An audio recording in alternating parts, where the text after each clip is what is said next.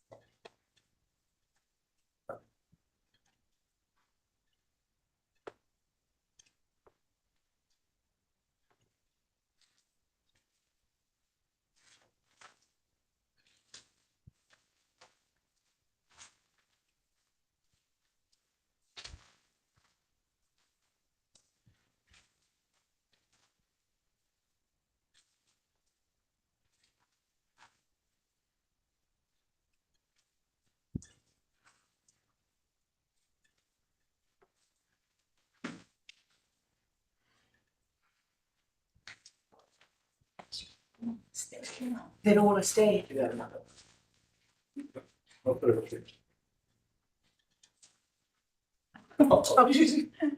Okay, do we have tape back there? They're not sticking. Okay, these must be generic brand stickers. Not supposed to be. They are not fresh, we'll say that. I'm gonna stick it on the other one and That it would, oh, see, that didn't, no, I'm not, that other one does not want to stay.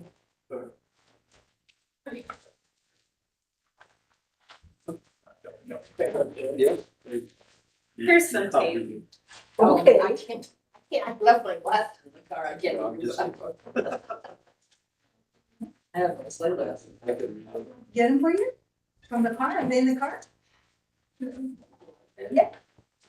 They're in the, right below the cup holders and pull out of the radio. Is your regular glasses or is Get the blue glasses.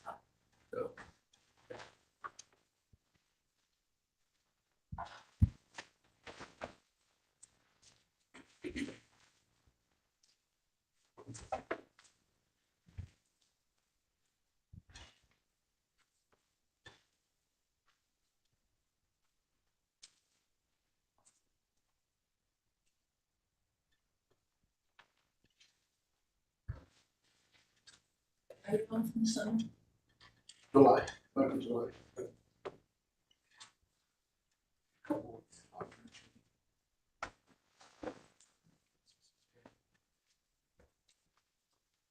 Thank you very much. I realize that I got one.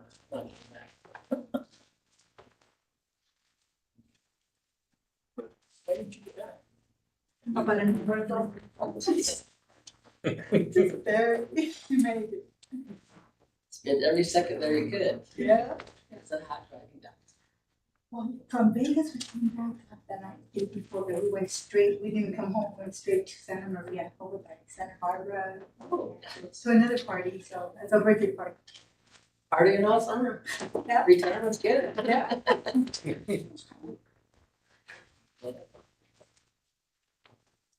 Take over everything. Oh, okay.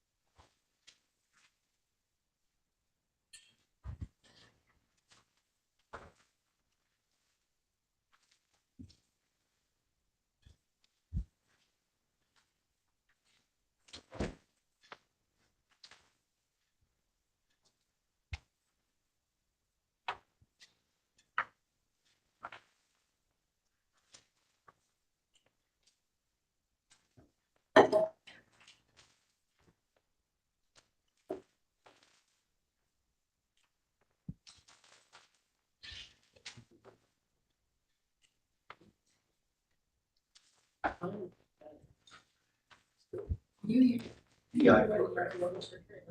I'm thinking designated instructor. Dual immersion. Dual immersion. Yeah, sorry about that. No, no, that's okay. Thank you.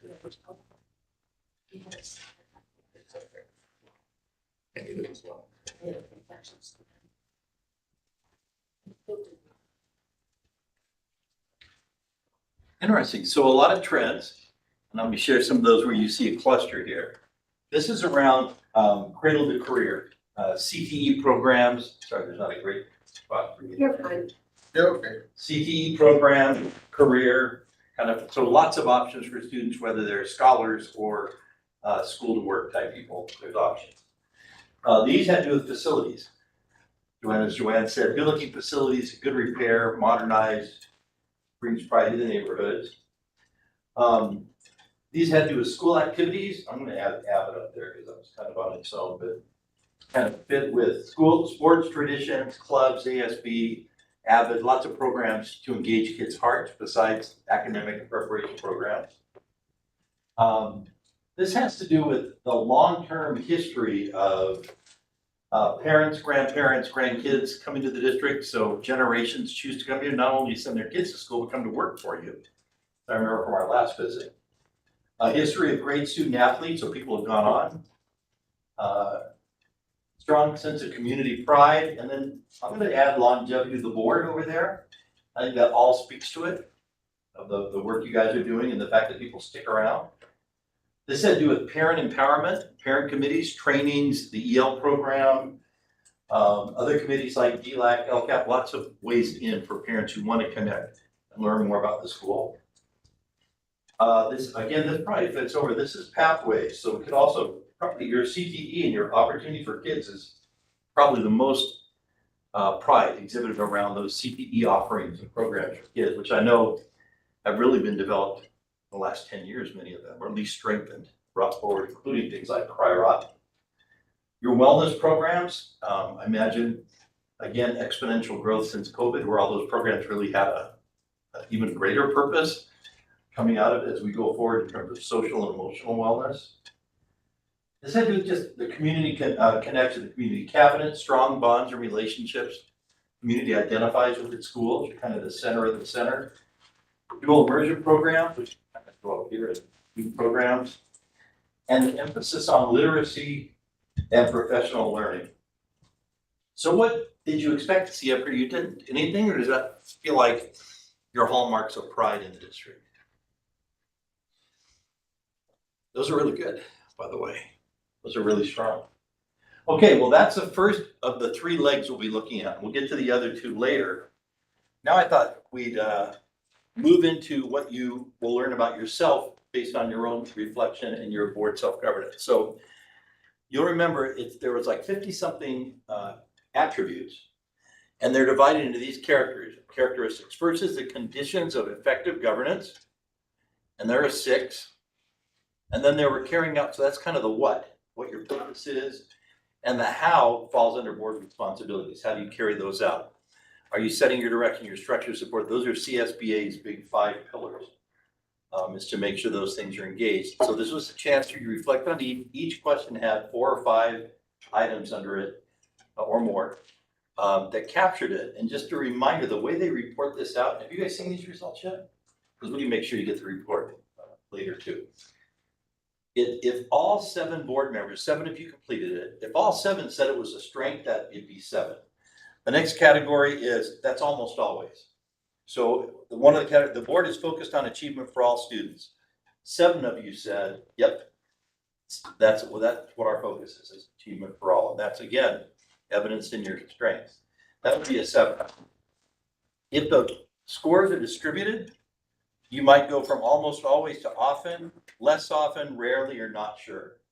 In total, that if most of the board or all of the board saw it as a positive, that's in this measure, you get a green or a blue. They kind of show batteries, and a green is a full battery. A blue is an almost full battery. All of your findings were either green or blue. Yellow is there's 2 or 3 board members aren't quite sure this is happening. You had no yellows, no oranges, no reds. So basically, you're a good operating board, and this is an opportunity to go even greater. So I'll show you, we'll start with that first one, that's board unity. Focused on achievement for all, committed to a common vision, both of those had 7. So the work you do, even the workshop we did last time, you kind of revisited your vision and made sure you're all on the same page. The 2, and you'll see it in italics and highlighted, were if the distribution went, if there was a less often or rarely, you're not sure. I thought, well, those are points for conversation, like what does it take to get a 7.0 on those? So I'll let you kind of glance down at that. And the 2 that I'd like to discuss on this section is the board stays focused on district priorities and individual board members don't undermine decisions.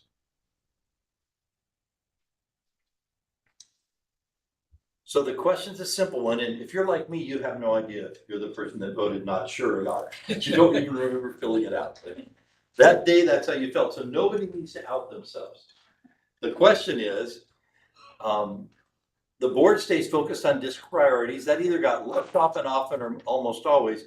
In order to get 7.0 there, can you think of any examples or situations where that maybe wasn't the case and where you might want to set an objective or work to improve?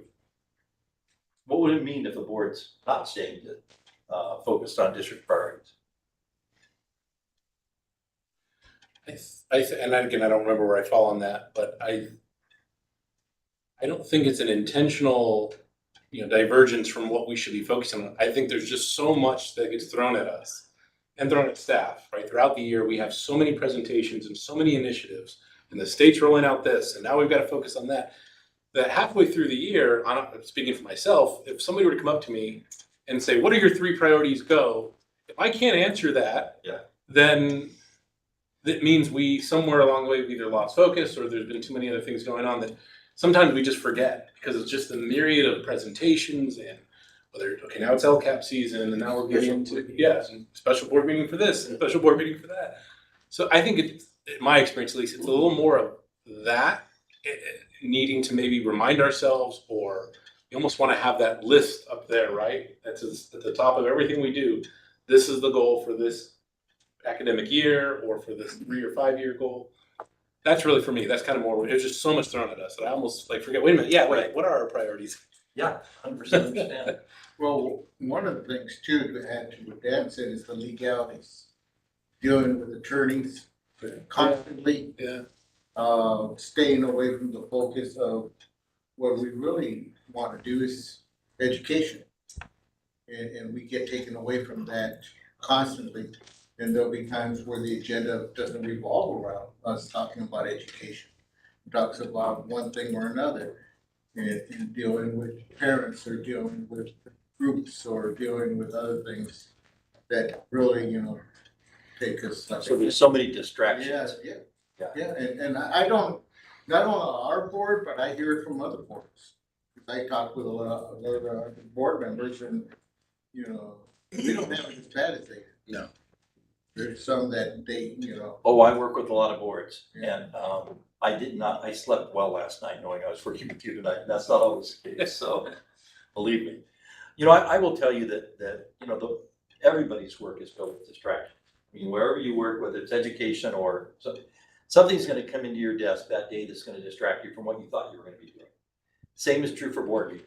You come in with a plan, with an intent, there's gonna be a distraction. I think the key thing in governance is to make sure you're not the distraction. Right? Because those things are gonna jump in the way, and it is a part of your governance. It's a real part of the job to handle those distractions, because your people can't see the priorities if you're not focused on them. And the best thing I can tell you is just mindfulness and to give each other permission. And Frank, as superintendent, may need to occasionally say, that's a great idea. Here's our district priority. How does that fit with what we're doing? And just make us mindful and bring us back. How about individual board members don't undermine decisions? Garrett, Yes. do you mind if I make a Oh, comment? please, about what you you're just part of said? the group. Yeah, try to listen more than I speak, hopefully. I was gonna say this, that finally, I think staff, myself, superintendent, there's a vision that I can go back to. We have student achievement, equity, and wellness. We student-centered accountability, but we go back to that. And so we go back to the vision in cabinet and say, does it fit what the what has been established. Staff is responsible for the how, but the what has already been established. Student achievement, wellness, and equity. Now, what does that mean? You know, everybody has a kind of division, but literacy, reading literacy is a huge priority of all of you, right? I mean, that's huge. Third grade reading, student achievement, math scores, middle school, Frank's, Graduation rates. pardon? Graduation. Graduation, yeah. But, you know, Frank talks about middle school and student achievement at that level. Yeah. I mean, it's not where we want it to be. Not even close, but it's a priority. It's cleanliness. I remember last year, I mean, let's keep it real. I almost lost my job because the facilities weren't ready. Or not last year, 2 years ago. 2 years ago. So finally, the sites that I heard the board very clear, this is a priority, Frank. And I appreciate that because the more clarity I get, then I could go back to staff and say, look, this is what the board said, let's make it happen. And I'm not that, so I just want to say that I think we're a lot more clear. It still could be a lot of what the clarity, student achievement, wellness and equity. And in that way, when I bring something to the board, I can say, is that addressing that piece? And if it's not, then why are we doing it? But we're still not, Right. We're still not 100% there because of what Frank said, yeah. The So other piece too is being able to separate out what are your principles from your preferences. So there's a ton of things you can do in wellness, and the board has to agree on those initiatives you're gonna do together, but that doesn't mean you're gonna get your wish list fulfilled. And if a distraction in board governance is when you lose track of the principle or the priority and you're focusing on the how. And saying, I don't think this is being done unless it's being done the way my preference is. You know, bless you. Thank you. Jesus y Maria, grew up in Santa Fe Springs, that kind of thing. Is that if you find yourself fighting on a preference, then you need to yield and make sure that the principle is being met. And that doesn't mean you always get your way. As you know, as trustees, you know that better than anybody. How about individual board members don't undermine decision? Once a decision is made here, you move on full course in implementation, or are there times when the board is challenging that decision, either in the room or outside of it? Social media, I mean, there's lots of ways that boards these days board members can undermine the board's direction, or at least appear to.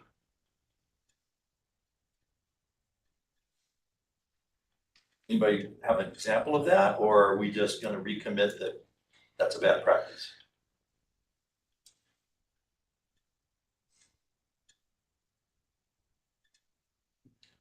Undermine's a strong word. I don't know that I would characterize it as undermining, but I think this fits with the other that we get bombarded so many times with individual issues, questions, concerns, employees, pairings,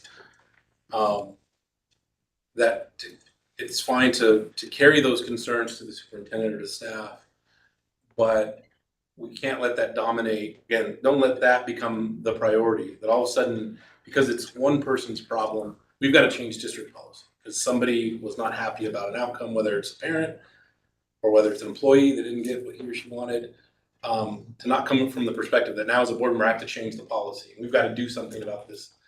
I think keeping that perspective, I think we all struggle with that in the sense, it goes back to that it's great to know everybody in the district and community, but it also means everybody knows our number, everybody knows how to get a hold of us, and everybody's gonna call and say, you will never believe what happened at work today, or you'll never believe what happened in the classroom today. It's like, okay, hold on, let's get through that. So I think it's more of that probably than an intentional undermining of what was said, but. So I'll give, Frank. No, yeah, to add to is that when I look at that particular question, I think protocol. There's certain protocol that, we need to abide by, where when we do receive complaints or we see something for ourselves, we hire our superintendent. That should be the first person that we take that to. And let him be aware of what we're seeing or what we're being told. A lot of times too, as a process, what I do is I ask people, I go, who have you spoken to? If you haven't spoken to the principal, if you haven't spoken to a certain administrator, I said, well, you may want to try that first. But even then, I will still call the superintendent, let him know that, hey, you know what, this is what came to me. I'm sharing it with you. This way, he has an opportunity to address it and nothing blindsides him as well as the district. So, those type of practices. And then the clear understanding is that there's only one time that we do have, if you want to call it power or decision-making, is when we're together as 7. And it's important for us to be able to understand and understand that if we, have something that is brought to the superintendent, this is what I do. And if it's not taken care of at that point, then I bring it to the board. But I will be able to say I brought it to whoever I needed to first. Yeah. And I'm not seeing any movement and nothing happening, then I come to the board and make them aware of it as well. Thank you, Frank. I'll tell you, this element is raw and real in many districts across our nation right now. I just did superintendent searches in 2 districts where the board is a fixed 3-2. And it's around ideological issues like DEI, diversity, or masking, still hanging on from that.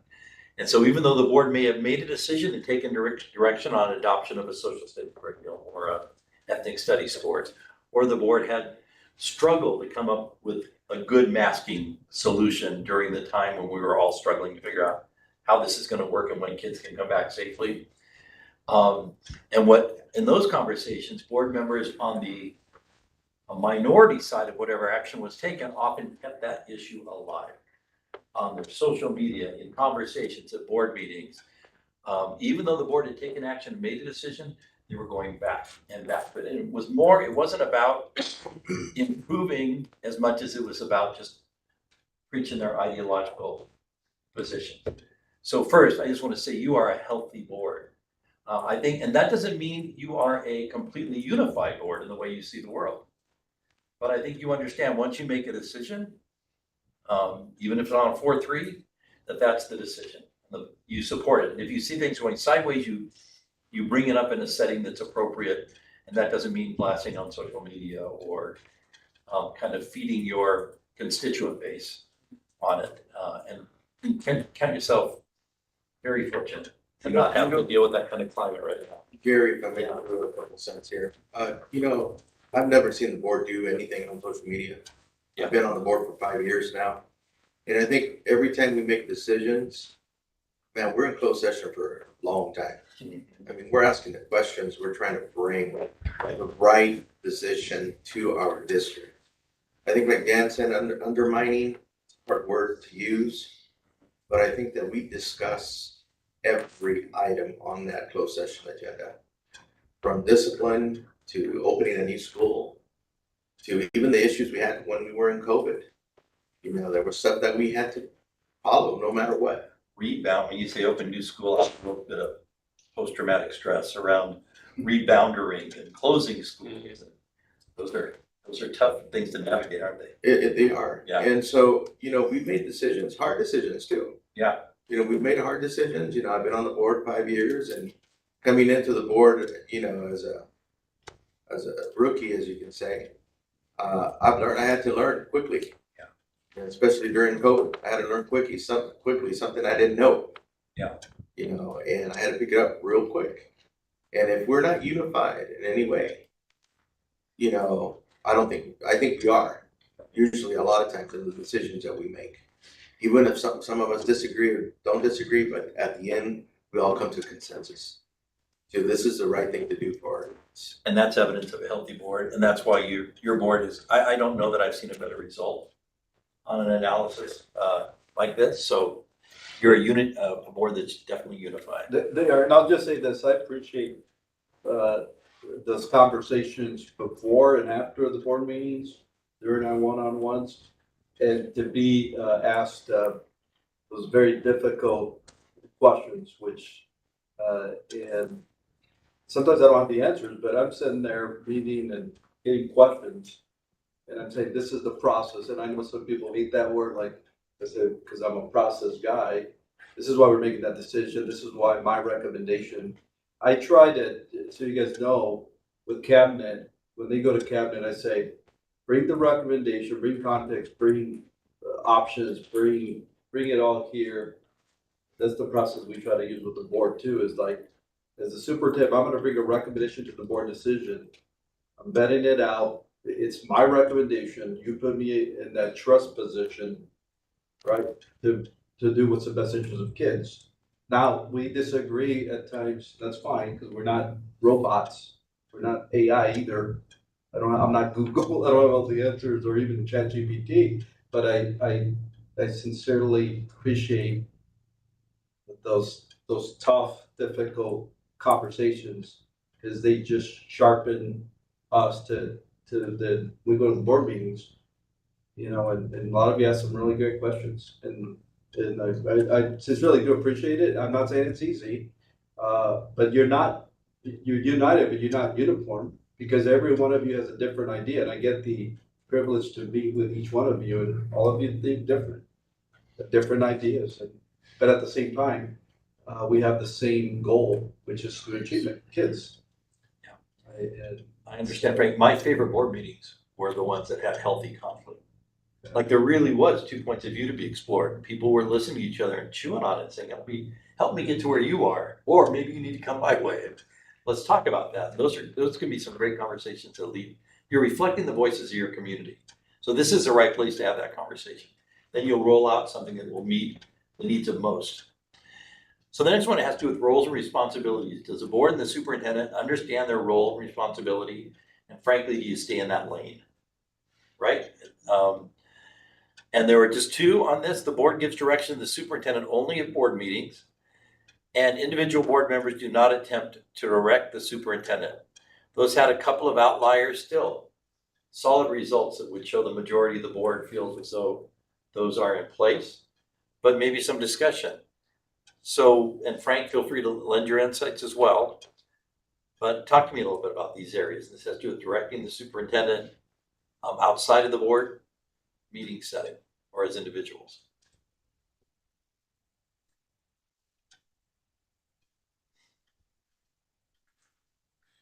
You know, I don't think outside of the board meeting, we don't direct the superintendent. We bring him information. We share with him information. We discuss, you know, not one of us alone can direct the superintendent individually to do anything. You know, it takes 4 out of the 7, 7 out of the 7 in order for that to happen. So, you know, as we meet with Frank monthly, you know, the discussions are all informational based.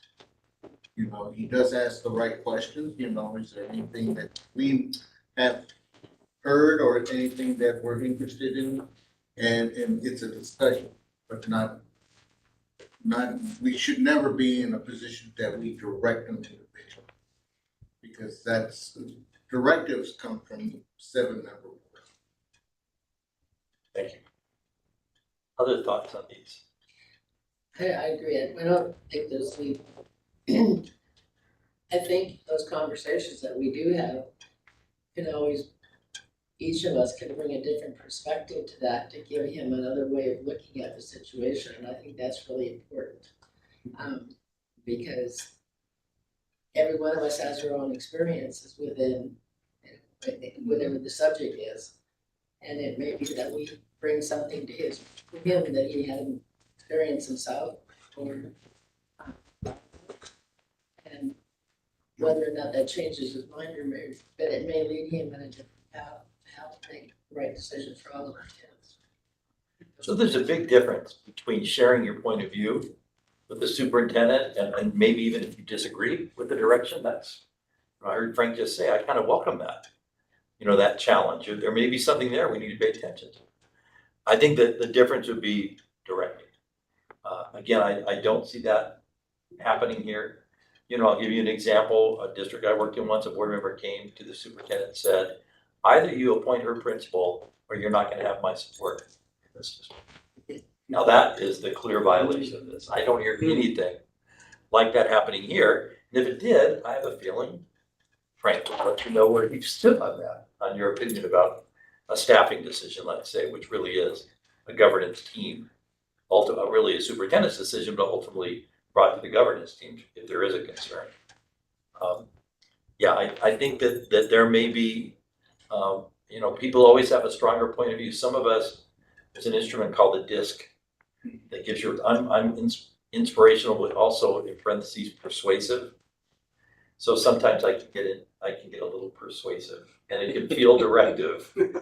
And so I have to remind myself and listen to my voice and say, okay, I've kind of crossed the line from sharing my thoughts to pummeling you into submission. So with my idea. So each of us have to watch our kind of personality type and make sure we're staying in our role. Again. Yeah, I'll just say that, you know, I really love the conversations I have because I'll ask questions. What do you think about this? Because I don't want to head in the wrong direction. And I never felt like it's direction, like direct, hey, you better do this or else. There are times that the opinion is straight up, and this is, you know, how I feel about this, and I'll say, okay, I thank you for your thoughts and your experience. And a lot of you, the thing that powers your experience. And what I think the reason why this board is so effective is you guys not necessarily had nothing to do with me. You've already here is the unique experiences that all you have. And I think that your experience, like for example, just to say, you know, Dan's experience in budgeting and running a county is unbelievable. I mean, all of you have unique experiences doing what you do. And so I have to be smart enough to figure that out and ask the right questions to say, because, you know, when I come to Dan about certain things, I mean, you know, it's up to me really to sit there and ask. I'm thinking about this.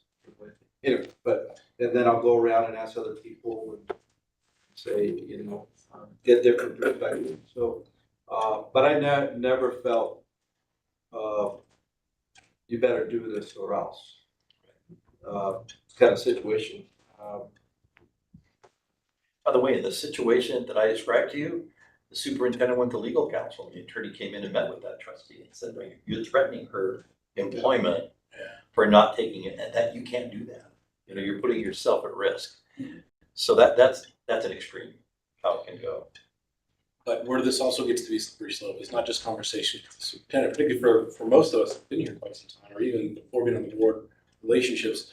So a lot of times we'll have conversations with assistant superintendents, directors, principals, and the perception that when we offer an opinion or an observation, that they may take it as, oh my gosh, a board member telling me, you know, I better do this, this, and that. I try to be, like you said, very cognizant of how I even frame something. Should I even mention anything? My wife goes to most of the meetings involving our kids for a reason. Because sometimes even it's just the perception, you're a board member, and so whatever you say, it has to be followed through. And you know, and I think that's part of your job is working with so they know that if they have questions to come back to you or come back to the proper channels. But at the same time, I won't, as a board member, live in a bubble either. I'm going to be on site. I'm going to ask questions. I'm going to observe. It's the only way we can be involved. It's the Steve Sample, the former president of SC, you know, open communication but structured decision making. So it's good to get information. It's good to, but when it comes time to making decisions, know that there is a protocol, there is a process. So. That's a great example, and one we should have talked about, because you're right. In your role, even if you're in there as a parent or just attending a soccer game, you're a board member. Yeah. So your point of view, your opinion, your criticism, carries more weight than it should. I remember going to IEP meetings for my younger daughter, and they would be so careful with me because she was a snot, and they would be so cautious. And I just say, you know, just forget. At the time I was a principal. Just forget. I'm a principal.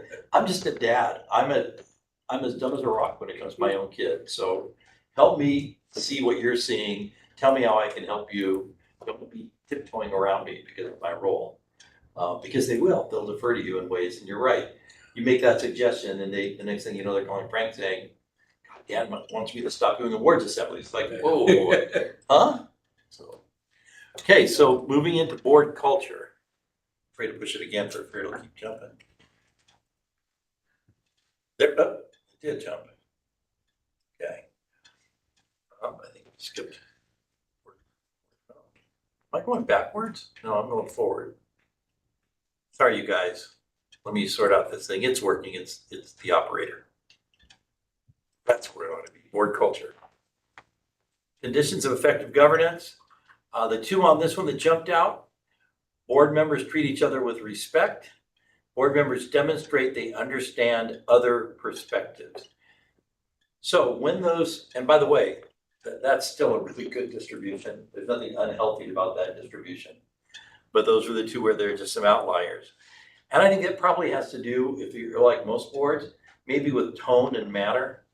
So when there are those conflicts, when there are those discussions, are you managing your body language? Are you managing your facial expressions? Are you managing the tone of your voice?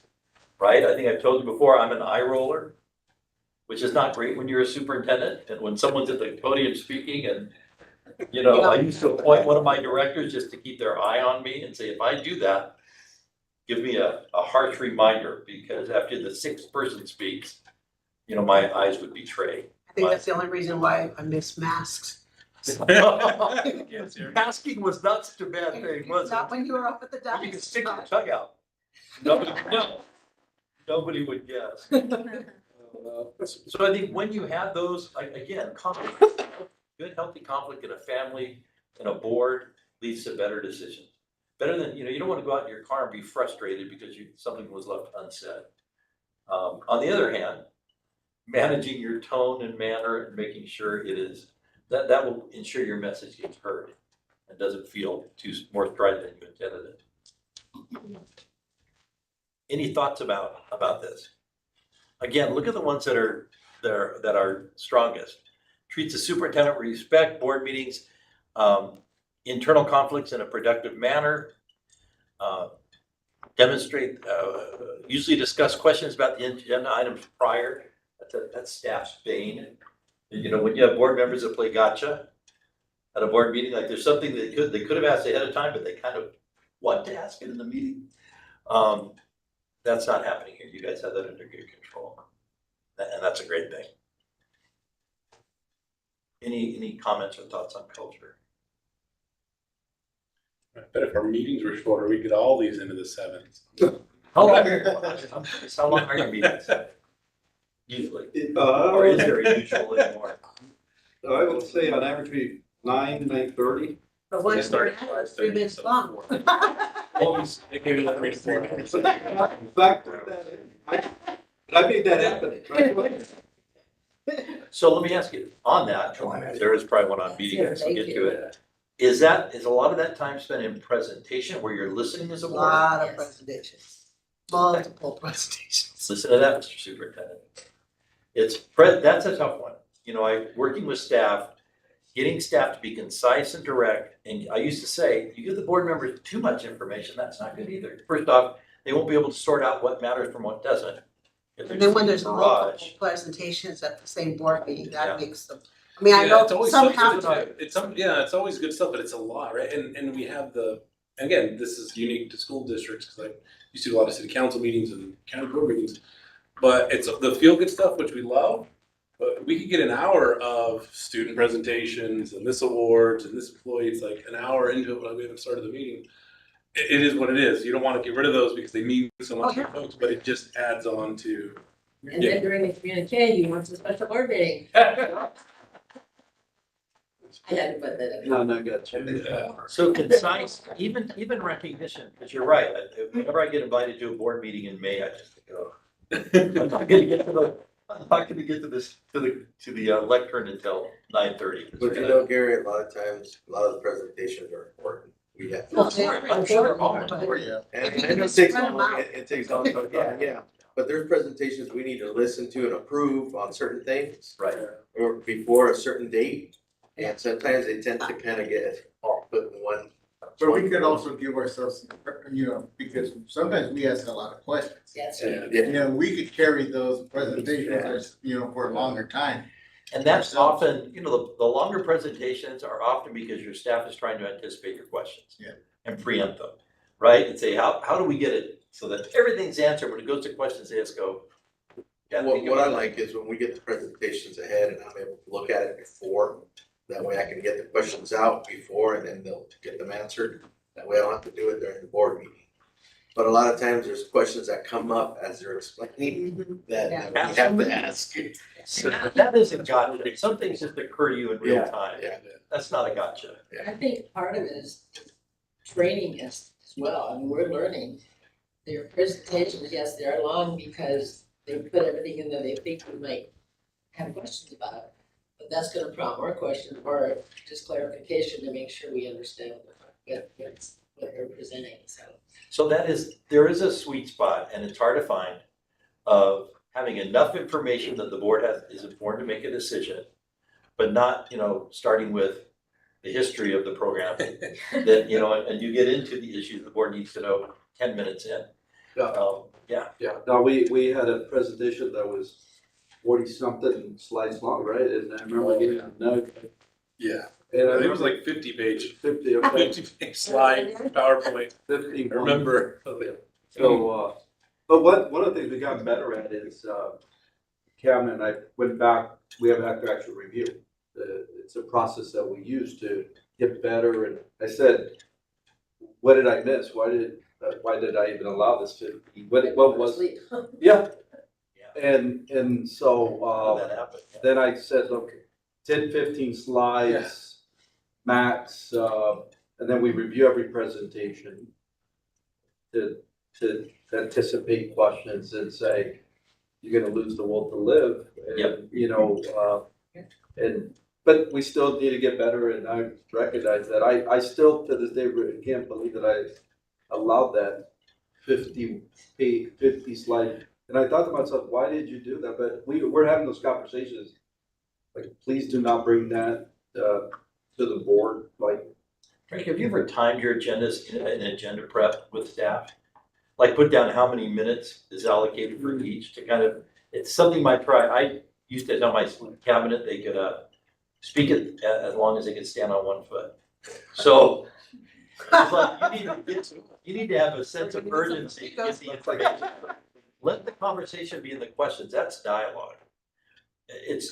There's a sweet spot. It's not easy to find, and the next year, if I come back, you'll probably say, we're not getting enough information for we right? You just gotta kind of toggle to find that sweet spot. And it matters. We all have a physical, this could be physically taxing the meetings for all of us. And so some of the most important decisions we make are in closed session.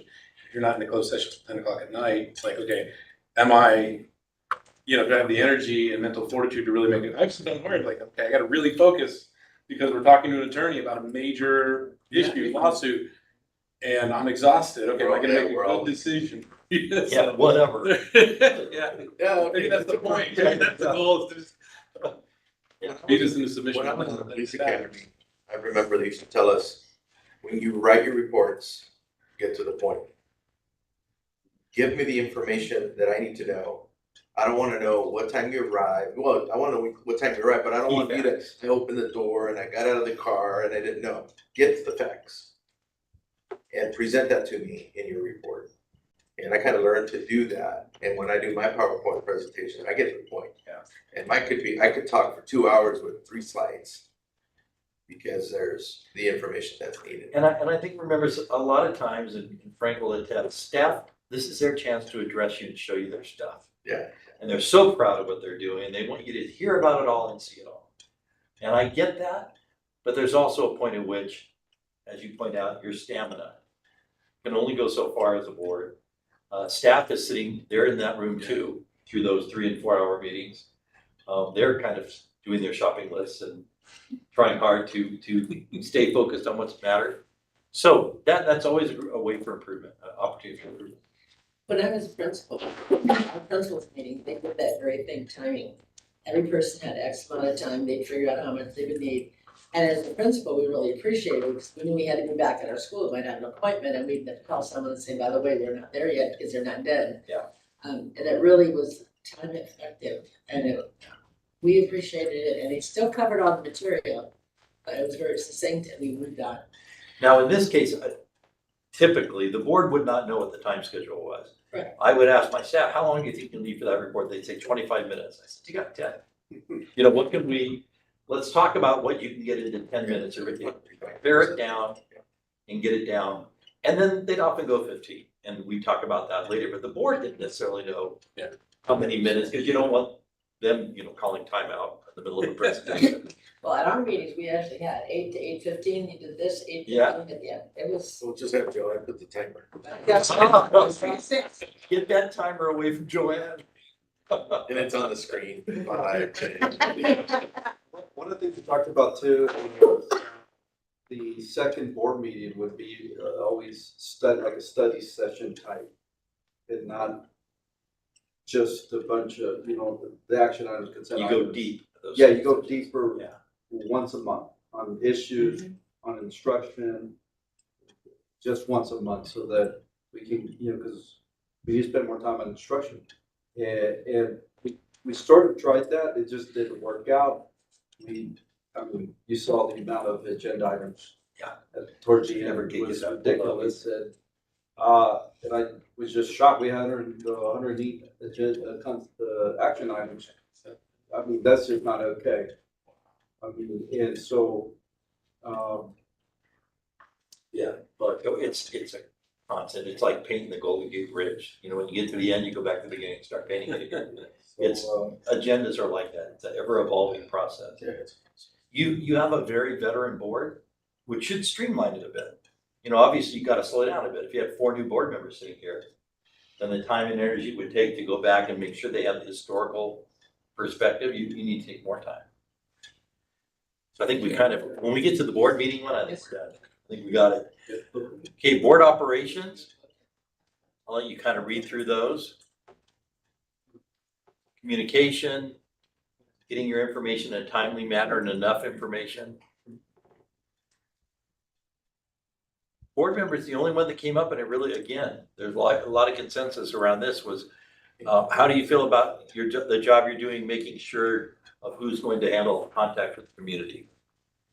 Your agreements are, I remember from our handbook conversation last meeting, is that concerns that come up in the community that are brought your way get directed to the right folks. Including, if you want like a request from that person, they follow up with you. You know, so that you're gonna send it back to the principal or you give it to Frank and Frank directs it. Then you say, would you let me know how this one resolves? Just I'd like to know because I'm gonna see that person at Bonds again. Next week, they're gonna ask, I don't want them to think I blew them off. So just let me know how that one goes. So again, celebrate. You guys are doing a great job. Board meetings, I think we've talked it through. There was really, the board confines its meetings to a reasonable length of time. I think we talked about that. We did on our last one. 3 We minutes made long. up for the other one. Yes, 3 minutes. If we're not careful, we'll spend another 45 minutes talking about the length of a board meeting. Can we agree to move on? Okay, board development, like tonight. The board agrees on the process for identifying its officers. You guys follow your guidelines. You have plans for development and training for the board. I think you guys are model in that. In fact, you're doing a self-evaluation. How about effectively orienting new members? How long has it been since you had a new member? About 5 years. Yeah, Bertha, Bertha was the last how many years did you have with the district though? I mean, it was, Yeah. so it was almost like, you know, Right. come on, it's Bertha. So let me tell you, you are positioned beautifully to get to orient new board members. Number one, you have a governance handbook that's up to date, that's current, that you guys are revisiting. You do a board self-evaluation each year. And there will be an opportunity, one of you at some point or more, will be moving on. And when you do. Yeah, Um, shake it. Yeah, yeah, that was a little too excited. Just don't do it right in the middle of a No. board meeting, please. Yeah, they will, Frank will have a great tool to orient a new trustee. And whenever I had people pull papers, I'd invite them in and I'd start off by giving the governance handbook. And I'd say, I want you to read, because a lot of times people will run for board who have never gone to a board meeting. Right? You'll see them pull papers, you think that person, I couldn't pick them out of a crowd of one. And they come in and find out they have no idea what being a board member is. They were on a PTA committee once and they kind of thought it's something like that. When I got on the board, the superintendent at that time invited me into his office and took me out to visit sites, introduced me as a new board member, answered questions. They had paperwork written up so that kind of like a, not guideline, but it was kind of Like a handbook. like a handbook. Yeah, or your And it- bylaws. Yeah, and it was just really nice as a new board member to, you know, introduce me, took me around to show me like where the print shop was and all these places were that I had no clue where they were and where HR was, and just showed you and introduced you to like the, you know, people in the office and stuff. Because I don't know how many of you ever had, you know where everything is here and who the people are, or who like the directors are, that the ones that don't come to meetings, or, you know, things like that. And I know they did that. Now I know they've changed since then, but at least I still know my way around the district. And it was really a nice thing. Yeah. That was Jim Nels. That was Mr. Down. Yeah, and he was a very, very thorough. I mean, he made it like, it was like, not all day, but it was a long period of time that we spent in the morning until lunch, and then.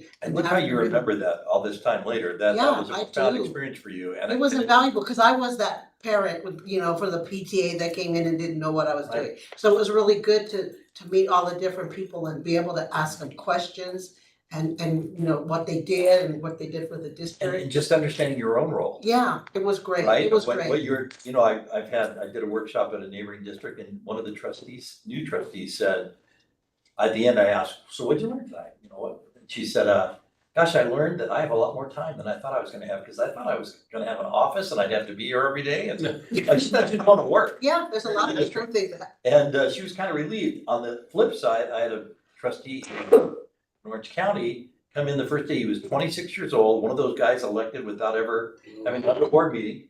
They came in and said, no, where's my office and do I get a car? I said, oh, son, sit down. Let me tell you. Let me tell you. Yeah, no, neither one. No and no. But it's, so really that onboarding for me always started when they were candidates. Interesting. Getting everybody in. I usually had a PowerPoint. I do a little district tour. I wouldn't go in depth They But I did give that them a too. glimpse. They did that too for us. for candidates. That they invited the superintendent invited each candidate to, like you said, to know Yeah. who the face was, and just kind of, you know, who are you? What do you know, why do you want to do Well, this? they blah, could be blah, end up blah. being, they care enough to pull papers to run for the board. Right, So maybe they'll be a friend of the board in some other way. And, you know, and you can bring them in, yeah. especially if they're people who are yelling, standing at the curb yelling about some issue. You just bring them and say, hey, we're not afraid of you. We welcome. Yeah. We welcome you. But it was Talk both about of those. I always remember both of those, because like I said, I came in here not knowing what I was doing. Yeah, And, you know, so it was really nice to have both of those meetings to start out. so make it a priority. You guys have got all the right things in place. Jerry used to have cabinet go in and present to the board, right? We present to you, every cabinet member. I remember that, Wait. we did that, and I actually went to lunch with every executive cabinet member. Yeah. And we talked and shared a little bit about each other. It was a great experience. Yeah. I think like Pat had, it was a great experience to come in and being able to know that the first day you're here on the dais is at least you know Yeah. who everybody is. And everyone coming in, and Joanne gave me a nice little packet of the budget, governance book back then, and some other pamphlets, and I went through all of them, looked at them and read them and got myself up to date. I even asked Jerry back then, who was superintendent, I said, Jerry, any important things that I need to know right now so that I can start thinking about it? Because there's a couple things, he shared a couple things with me, and I said, okay, great. And great experience. So. I always thought it was fascinating. You swear in board members the same night you do the first interim report, usually in December. Mhm. And I can just remember seeing those new board members going like, and then they have to vote on the first interim report. And it's like, I don't even know where the bathroom No, is we- here. we- I don't know how I'm supposed to I understand. got to read that before, so Right. that was great, so. So that's one of the things you get in onboarding is, you know what, it reveals itself slowly. You don't have to know it all today. Rely on your colleagues to help you. And it'll, in time, you'll catch on. But, the superintendent doesn't know everything that's in that first interim report. It takes a long time. And people, it's such a huge and enormous job for you guys. So I So did we know the went- first one though that I did. did you inside and out? Yeah, I can remember that too. You can put it together. 2016, yeah. Okay, now we move into boards, responsibilities, and all of these guys are strengths. This is actually when you start getting into the what, the how, or the how. Providing opportunities for community input, adopting long-range priorities, having a updated mission core beliefs to drive your performance, clear and measurable indicators. Those are all almost always, often are almost always, which is our top indicators. Moving into structure, you got your budget in place and it's aligned. You monitor the fiscal health of the district in those first interim reports. You have a way you are continually revising and adopting your updated policies. And you establish priorities for the collective bargaining process, setting those parameters that help support the district's vision in those tough jobs. Again, all strengths. Support. Garrett, can I say something? Of course you may. Go back Go on back. that one. If I can. Going back seems to be a problem for me. There we go. The board has effective process to review, revise, and adopt policies. I think we need to work on that a little more. We Okay. do great, but I think board policies, there's a couple of them that are probably outdated by now that we need to really look at. Tell me how you typically, are board policies on one or two agendas a year? Are they on every agenda? There's on every agenda, we get It's one, like a first and second reading or how do you do yeah, that? first and second, yeah. But I think there's maybe others that we really need to prioritize Okay. and make those changes now. And Israel, how would you go about, if you identified a policy, what would be your shared understanding about if you see a policy you think that needs to be If I see a policy, first of all, I'll go with superintendent and let them know, hey, just looking at this board policy, it looks like it was put out there back in 1973 and has never been looked at. I know it might not mean a lot, but we need to look at that. I'll let him know, and then I would just kind of let him bring it to the board and say, hey, board member Fuentes brought this to my attention, blah, blah, blah. What do you guys think about this? And then we'll go with the process, I guess. Okay. That's technically what I would do. Well, what's the current, how do you decide which policies need to be brought to the board? It varies, depends on, usually CSBA provides us updates all the time. Are you in policies? So, Yeah, so that's one way. The other way is board members. If there's a policy that you feel like you want to change, then what I do is usually I'll look at the policy and talk to a board member. And that's what are your thoughts? If I feel like there's a consensus to bring it to the board where then we'll start working with our legal on it. And revising it internally. I mean, before we even bring it first to the board, that's a no-brainer, but we go look at it several times in cabinet, 2 or 3 times before we even bring it to the first reading. So, like, I'll give an example, like, Dr. Ortiz and what is it, the dress code, right? So that just didn't happen all of a sudden. He just put together, and he had committees, he had a process he went through. Because we knew that before we get to the board, we better make sure we had input from our community, our kids. And then it was aligned to the legal piece and what does CSBA say about it. So it's a pretty extensive process to bring, I would say on average, Joanne, 60 to 90 days before we even bring a first reading when we're changing policy. I mean, but we don't have a process like where we just look at older ones to see if they need any kind of. So what Gamut looks like, and I think maybe this will help, what Gamut does, Pat, is they'll send you Yes. like monthly updates Okay. that will say, Okay, the law has changed. Yeah. And you know, when you see that policy at the bottom, there's all those little citations. Right. And it'll say you must update this. Let's say they change the protected groups. You know, now transgender kids are gonna be added to groups. That wasn't thought about 15 years ago when Right. they were doing policy. So you'll get a thing and Joanne will know, it'll say this one must be done. It's not legal if you don't bring this up. That goes front line. You go and adjust those. Then there are others that say, okay, there's minor tweaks. You look at your policy and say, you know, they got some different language, but our content is covering it just the same. Yeah, it was adopted 8 years ago, but it's still driving our work. It's still appropriate. That one you'd either back burner or leave alone.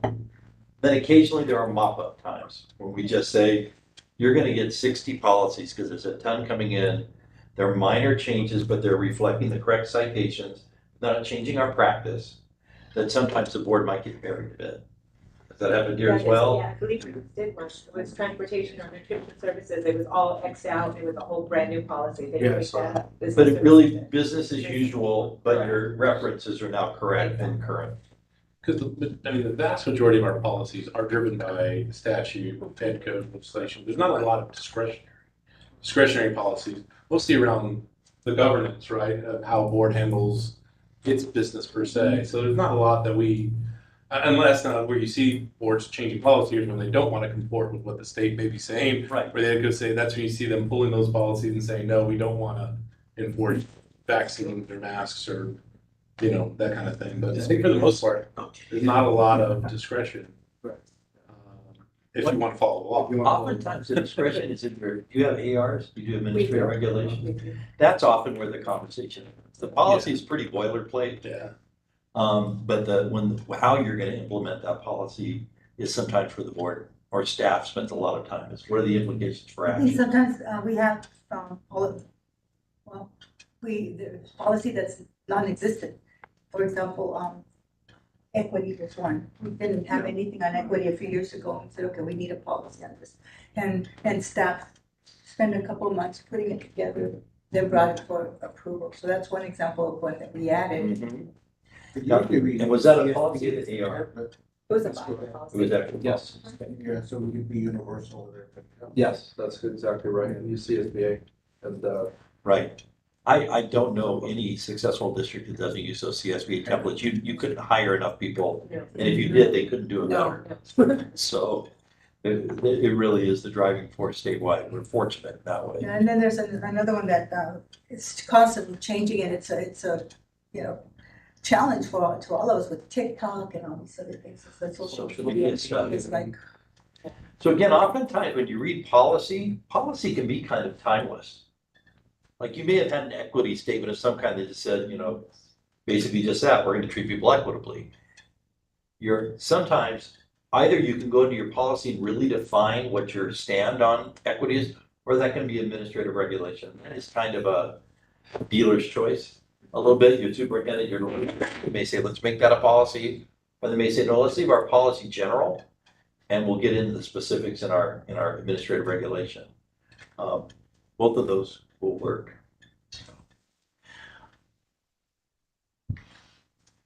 We're almost done. Support. I'll let you read through those again, all strengths.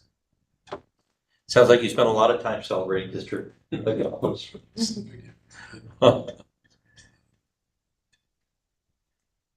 I love the boards represented at key district events. You guys are out there.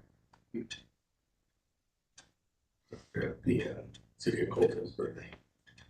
Say it again. I was out at the city of Colton's birthday. Oh, did they just have a celebration? What is it? 136, Wow, yeah, 136. Wow, 136. amazing. Accountability, again, all strengths in all of the budget, our board responsibilities.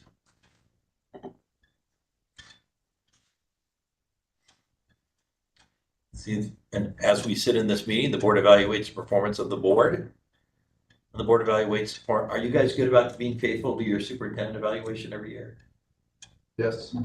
Yeah. In the contract, right? Yes. It's contract. You'd be surprised, Dan. About the number of districts where the board will say, hey, things are going fine. We don't really, you're doing great, Frank, because it's work, right? The superintendent evaluation takes some work. And so, make sure you stick to that, because it often has implications for his contract. It's in the contract, you wanna, walk the talk. Community leadership, cohesive messaging, you have a PIO? Yes. That really helps with this. So helpful, good PIOs, worth the weight in gold. Community leadership on educational issues.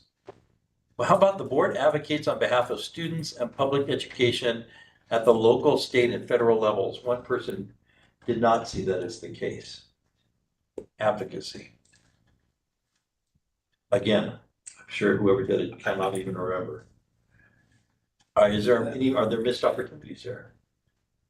Well, I'm part of a board, and I think superintendent is, Sandabs. And so we kind of advocate, it's San Bernardino County for better schools. And so we advocate for all the new legislation that has to do with education and all that, so. How many of you have served as a rep on Sandevs? Yeah, that's a great duty to rotate people through.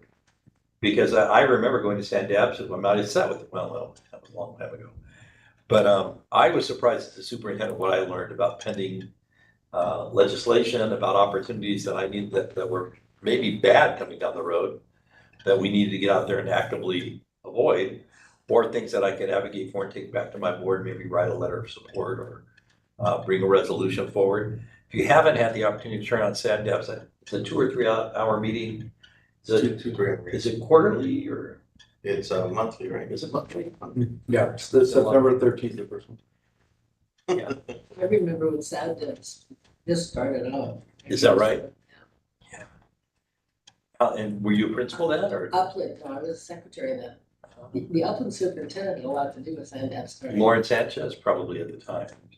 He's still there. He's still Mr. Upland. Well, doesn't surprise me. Yeah, He was quite a guy. he is an amazing guy. Yeah. There are, I will mention this, there are opportunities for our board, and I thought about this, to advocate at state level legislative, that we can even go. And I'm thinking about pushing that this year and also even federally. I don't know if it's the one you had been, Dan, but there was, no, maybe not, there's one, I think Accent puts it together. Accent and CSBA have a joint There's one that legislative day. Kevin Gordon and his team with Capital Advisors, that they recently had one that, yeah, Washington, They just had one. Yeah. Yeah, you see that, I missed that, but it'd be nice to have 2 or 3 board members go out there and here, I know, so the next time there's an event here and then the one's DC. DC and I think those will be really good for our board to go. What's your relationship like with your city here? How about city politics? You have a good, healthy relationship? My assistant principal I in do. Washington DC. We cover 6 cities, 2 counties, and a number of jurisdictional boundaries. So it's a little bit different for every Right. community, but I think it's probably the best it's ever been as far as with our cities, so Colton, Grand Terrace, Fontana. Rialto. Reading the transcripts. I think what's frustrating for me, I might be the one actually, because now I think about it. It's not so much, I think, the lack of what we're doing, it's the lack of being heard. When you think of what the state legislature has done in education with the last, 3 to 5 years, and the decisions that they're making that feel like it's in a bubble, right? Taking away local control. Simple example, still Illinois, it's the start time issue. Taking that out of our hands and saying it's gonna be mandatory across the state, period. Not thinking Because about. the legislator decided it was Because, important right. for one person. Exactly, and that frustration of not being heard, particularly in Sacramento, and also even here locally, many of us know our local legislators. I don't think once in 10 years I've ever had an assembly member or a senator who serves on an education subcommittee call me and say, Dan, I was curious, this is the legislation coming before us. How would it impact your school district? How would it impact your budget, your families? Well, we've seen Eloise, but other than her, we've never seen any of the, I don't know, what's her name? Torres? We've never seen her. Yeah, she's never been around to anything.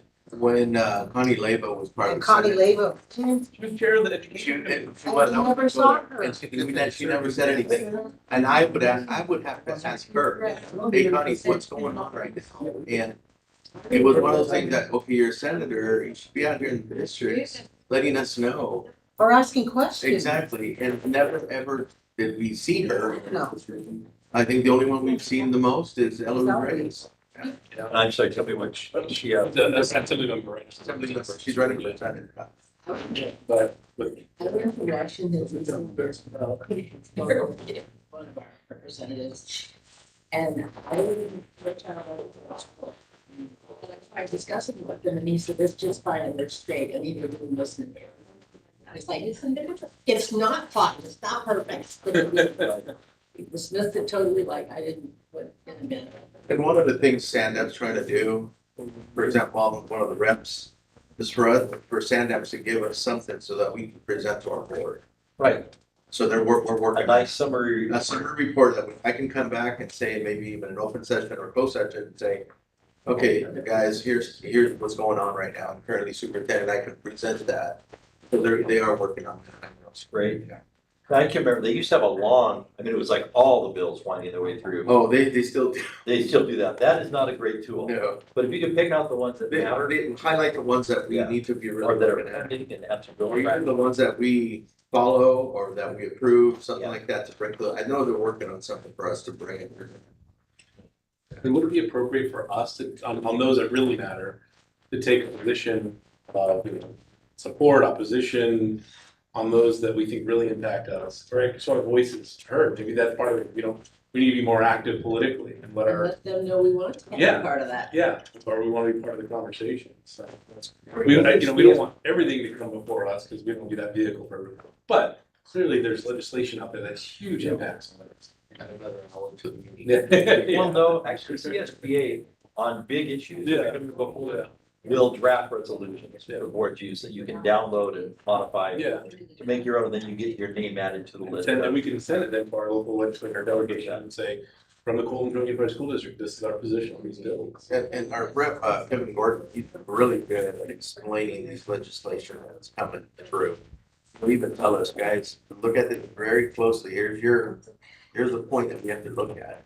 And I mean, he'll go right through it, and then sometimes we'll have other people come up and share it. It's just an awesome meeting to me. Now, do they have, the Sandab still have the state person and then someone at the federal level as well? I always thought that was fascinating. Yes, and that's, to me, that's Glimpse. perfect. Yeah, we Yeah. have, local representatives to show up at every meeting and talk about what they're doing. Yeah. So there's gonna be more coming, with everything happening in certain districts around the state. We're gonna see legislators, when they get back into session, start to introduce bills to try to counteract. And that's not necessarily a bad thing, but again, if it erodes local control, at the end of the day, was what we're really big on. But that's where we wanna pay attention. I understand wanting to protect superintendents, they're not fired at a midnight meeting with no notice. Exactly. But if it goes so far where it removes the ability to be able to, Right. They want That the fits. yeah. There's also one out there that they want the county superintendent to be in charge of certain.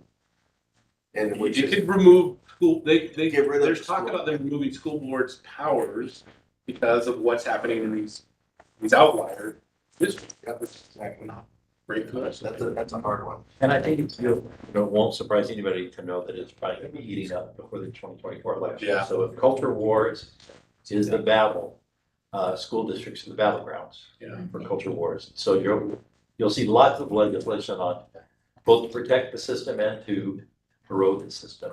It's a good time to be, this is a good year to be political, to lean in a bit and Israel, to bring key things to your board, just keep them informed and absolutely take positions. Advocate. Yeah, Don't wait for the legislators to come to you. no, I think Frank and Yeah, I've heard Sabrina Cervantes. You guys know who that is? yes. She, actually, I didn't know she represents a little bit of Grand Terrace. She does have Grand Terrace now, I- yeah, redistricted. She's millennial, all right, newly elected, and she was talking about the budget and finance and stuff that affects education and all the wonderful things and this and that. I mean, no, I credit to her, but I've just said there like, well, the passing of the budget and all that, I thought, well, there's so many things that were missed in that budget that's, not helping education. It wasn't the best budget possible. Sabrina Cervantes? Some of them from Riverside, City Riverside and Yeah. East Vale and Grand Terra. Right, yeah, I had no idea. I mean, I'm just sitting there and I'm gonna reach out to her and at least introduce myself. I don't know to what end, but I just said, hey, you represent Grand Terrace and Mhm. my district. At least know that, you said you want, come talk to us about how we can give our voice at least to the frustrations of, stir, and things like that, right? That are, Never underestimate the power of the aide in that office. Sometimes we want the real legislator to come out, and the power is often that aide who is the one prepping, coming up. So the legislator you encountered that couldn't spell NCLB, I bet their aide could. And if you were to get them to influence them to change the position, then she gives the That's true. summary to her boss, and all of a sudden, legislates change. Yeah. A lot of times they can, and they're more accessible. I always found that an aide would come and meet with me. They were kind of pleased to have the opportunity. We found that with AXA too. A lot of times they wouldn't meet with us, but they're able. Right. We may have like a legislative luncheon just for invite all the aides to come and go over everything that we're working on for our district priorities, legislative concerns. If you feed them, they'll come. That's I think it's a field rep, I'll tell you. Most of them look like they're 15 years Yeah. old. They look, yeah, they will, they're in their twenties, right? Yeah. But you're right. They're very They're the young. ones that often have a tremendous amount of influence in the decisions that are made. Well, Direct. I think that finishes that last one. Is that it? Well, That was well, no, we're not done. That was the board self-evaluation part, but we did, the next two are very simple. We'll be done. the reason I was bringing it up is because You want to eat? there's food now. Yeah, and Let's do this. Why don't we grab some food, come back and sit down? We'll do a working meal. Is that okay? So we're officially on break. if anybody needs to use the restroom to the left side, to the right, It's the tree on the corner.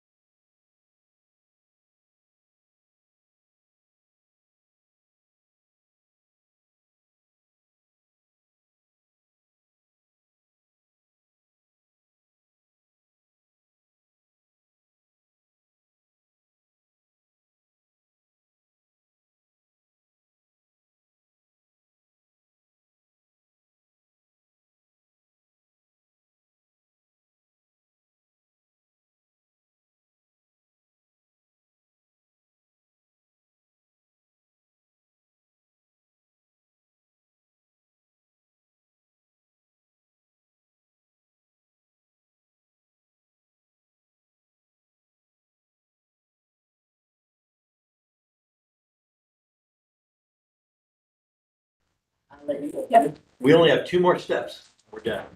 So we started off, you guys talked about the points of pride, and I put that in the back, and we saw things around facilities and college and career. We really kind of shared pride. The next one is progress, points of progress. This question is especially important as we come out of COVID, because a lot of things were started. You know, we always have initiatives going. And when I worked with districts right out of COVID, they said, you know, we lost our momentum. We had this, we invested all this money and time and attention in the area. COVID intercepted it. And now I feel like we haven't really recaptured it. One of the districts I talked to had gone from a model of special ed delivery that was going to a learning center model, which is a different way of approaching it than pull-out programs. And that was introduced right before COVID, and then come back and nobody can remember why or how, or, and IEPs are built on it. They're saying, you know, we're gonna be in big trouble. We don't go back and retrain everybody into what the intent was, that momentum was lost. So my question is, under progress, a point of progress, what newer initiatives are in place, things that have been introduced in the last couple of years that you think show great promise for the future? You know, some of the things that, you know, the grit pride are kind of those things that are institutionalized. But maybe there's something new that you're excited about or something you think can be grown. And you don't want to lose track of that. So think about that, and on your post-it note, just write any thoughts you might have.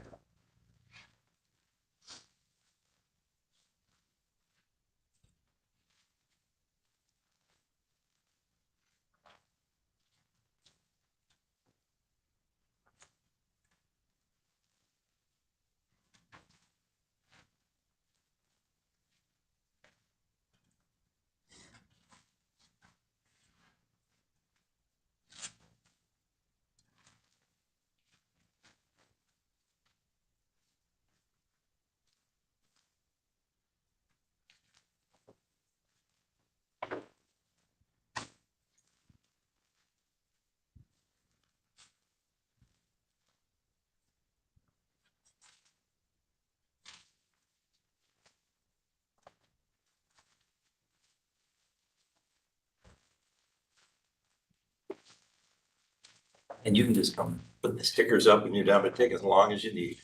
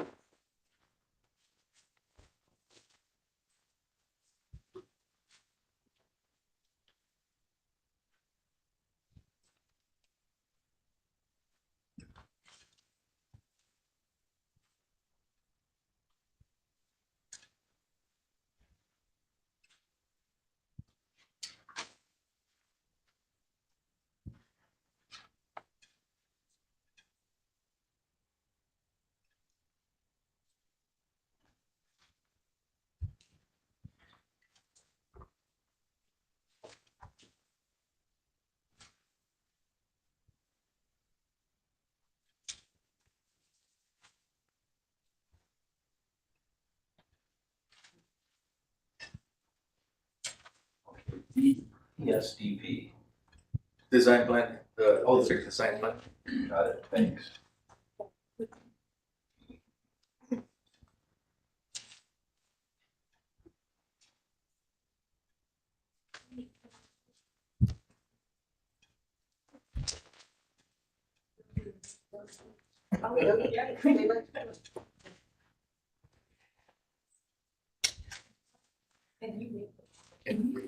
All of your time over that. I did. Always. Keeps us Oh, I young. got 3 hours of your life, next thing you know, it's time for me to go do what I have to do. Yeah, that's What happened to the me. heck happened Yeah. to 3 hours? That's happened to me.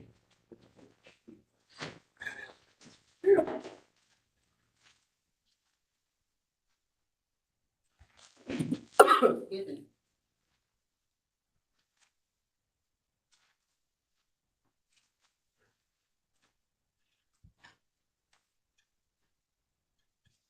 Yeah, my dad's from Williams, Arizona. Yeah. Right So there we at the Grand leave up the Canyon. Grand Canyon all the Yeah. time with kids and Oh, that's and nice. stuff. So, and Yeah, got we- uncles in Flagstaff and Yeah, we went to Flagstaff actually right when the pandemic hit. Oh. That was the weekend of the pandemic. I'm sitting in the truck on the phone with everybody right at the Grand Canyon and it started to snow. Wow. It was cold. It was cold like that. Yeah. It's that elevation. It's, It's the Leadership Academy for Adults or Kids. For adults. It was cold. And I remember we're talking, what are we gonna do next? You know, we're gonna close the school. I remember that conversation sitting in the car. My wife and the girls were out there looking. And then we woke up the next morning and we woke up late, so it was about 10 or 11 or so. My wife's like, let's go get like something to eat. And then, the college is there, or was it Northern? Arizona. NAU, Northern Northern Arizona University, Yeah. NAU.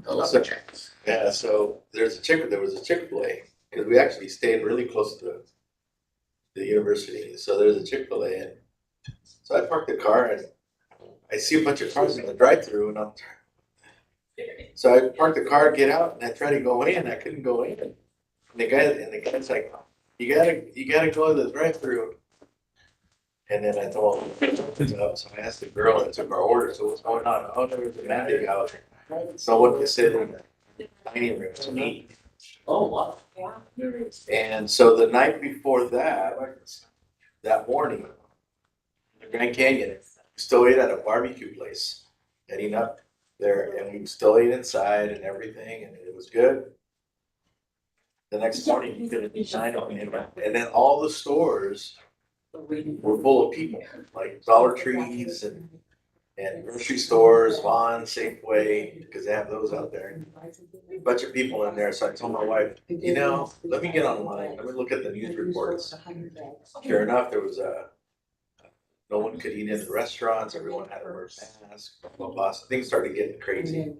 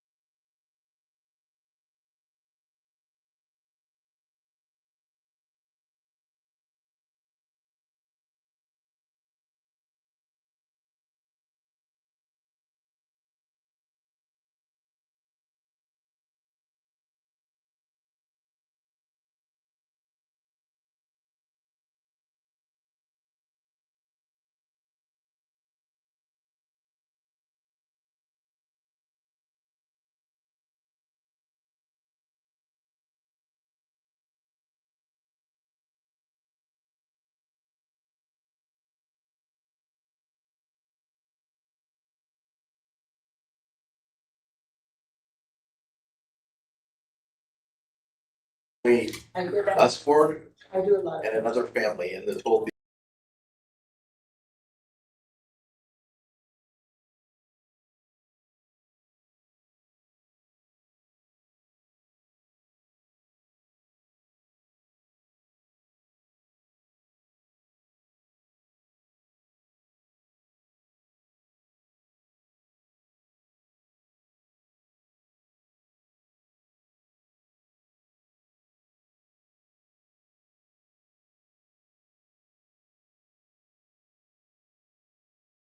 I might need a little bit of clarification on some of these.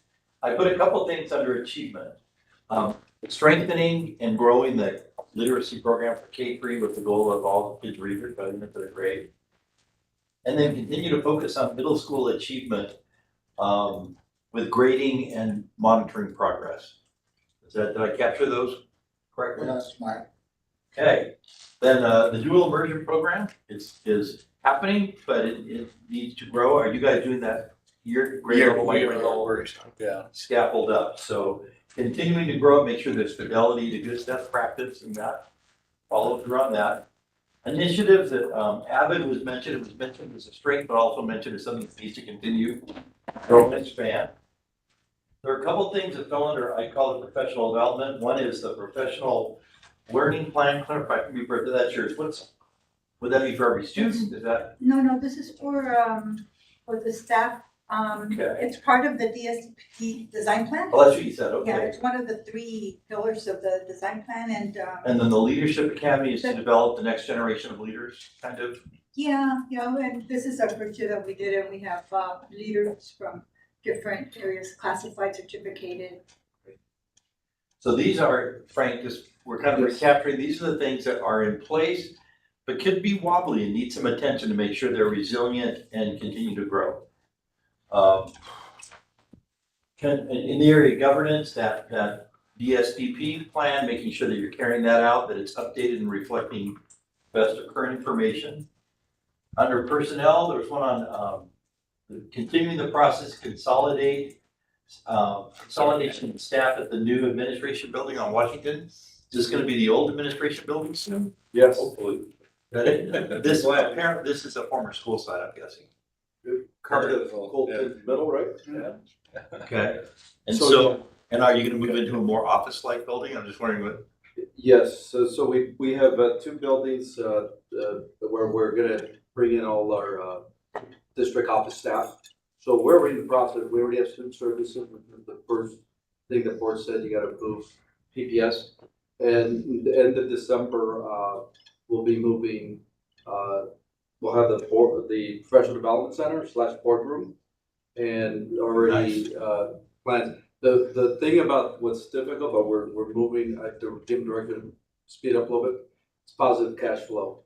So we're making money. Is this an owned facility? Yeah, you own the new We building? own, we own it, we Got a own it. screaming deal on 2 great buildings here Yeah. in town, and Yeah, right now they're rented out to, it's a. Loma Linda, all these, Yeah, health it's a beautiful facilities. Are you gonna, is it gonna be a blended? Are you gonna reside in part and still lease out part? Are you gonna have an income opportunity? Or is the whole building gonna No, be? we're all just. taking the whole thing? Eventually they'll take it over, yeah. Yeah. So you gotta be We're ready to so use that scattered cash flow. throughout the district. I mean, part of the challenge is not just the age of our facility, but we're also scattered all over the place. So bringing everybody together where they can. That'll be great. Yeah. And will you keep, where will maintenance and operations be? Will that be? So. Still scattered. Yeah, next. That's the next one. Yeah, it's hard. Transportation's a hard one, especially. Our transportation is a good mushroom. Yeah, We're in the process, like the vision and what we're planning on doing with our district and auxiliary and all that is we have so many opportunities that we're starting work on that. And I would say that within the next 5 to 7 years, the latest, we will have consolidated all these areas. okay. I mean, that's ambitious, but I think we can do it. We just need to have a strong plan. There we go. And then, opportunities continue to grow and strengthen the pathways. We know that never ends because as we're talking about ChatGPT, that there's a new pathway emerging that potentially, and making sure that students leave here for postgraduate options. One great opportunity I'm excited about that I'll announce right now is establishing apprenticeship programs and internship programs for our students. So that's common. We've also did the relationship with the not the adult, but recently we signed an agreement for this year for our college, for students to go to college at Bloomington High School, Valley College. So that's but it still needs. No, it's actually not doing that. It's not a setup where students are getting their AAE at our high school. Yeah, that's right. Yeah. So, but it's similar. So a dual enrollment with the community college, is that was one of the, that you're saying, so they can leave with credits for community college or even With AA. with their AA? We actually have, with an AA, and we have an agreement we just signed with, Valley College. Going back to high school. So we're gonna talk to professors at the sites, or our current teaching those courses, or college club courses, so that's, Huge expansion. This So is- the last question to wrap us up, and I'm gonna post these over here. Remember, the staff is gonna take these, I'm gonna leave these just how they are, Joanne. I think they're taped up. You might wanna put more to make sure you don't, when you roll them up, they don't all fall apart. And the job staff will do is to kind of look at your planning documents and make sure, are these things woven through? And if not, maybe come back to the board and talk about it. So the last piece is those areas of potential. Where am I putting it? It's gonna jump in a minute. Or it's not. Can you advance that one for me? Oh. There we go. Oh, one back. Ooh, yeah, I gotta get that. There we go. Points of pride, progress, and now we're on potential. So as you look around the district, what wakes you up at night? What's the biggest gap between where things are and where they need to be in Colton Joint? Maybe something we've talked about tonight, or maybe something entirely new.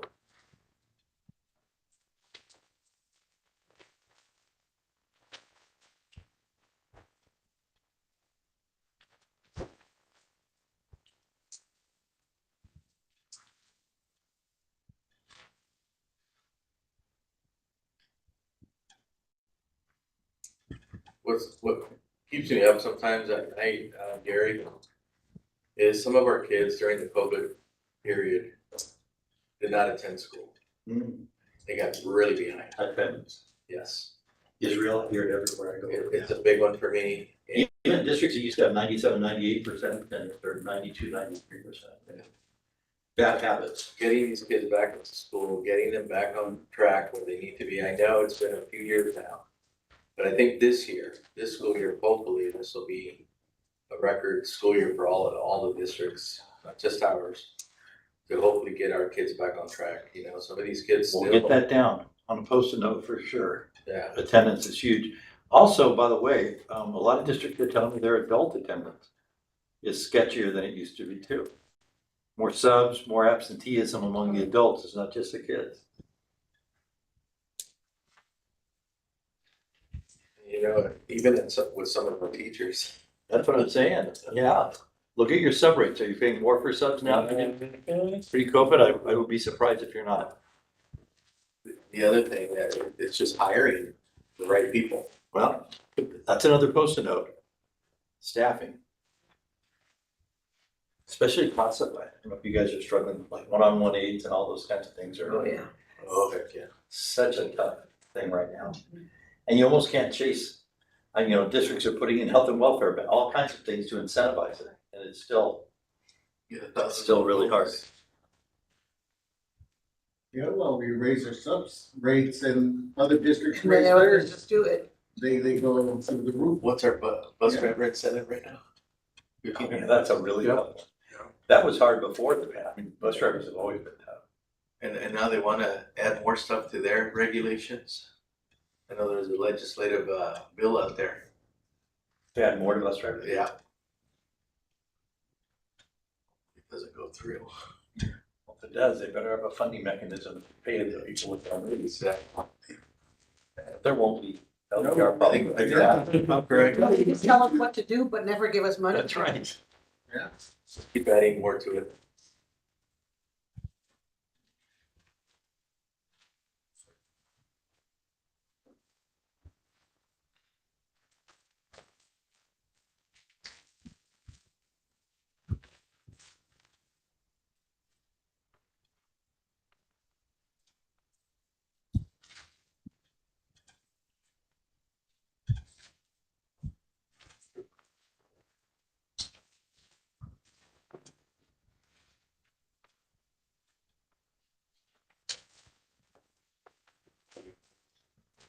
They're beauty before it.